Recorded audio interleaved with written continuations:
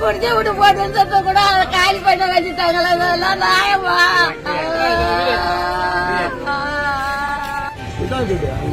நீங்களெல்லாம் தேடுங்க சார், எங்க இருக்காங்க தேடுங்க சார். அவங்களே கட்சி எங்களுக்குமே விடுங்க சார். வீடெல்லாம் போய் பாருங்க சார், வீட்டுல ஒரு பொருள் கூட இல்லை சார். எங்க வீடு தஞ்சாமி எல்லாம் நாசமா போய்கிட்டு குடிசை வீட்டையும் காலி பண்ண வச்சுட்டாங்க என்று கண்ணீர் விட்டு அழுத மூதாட்டியின் வழி.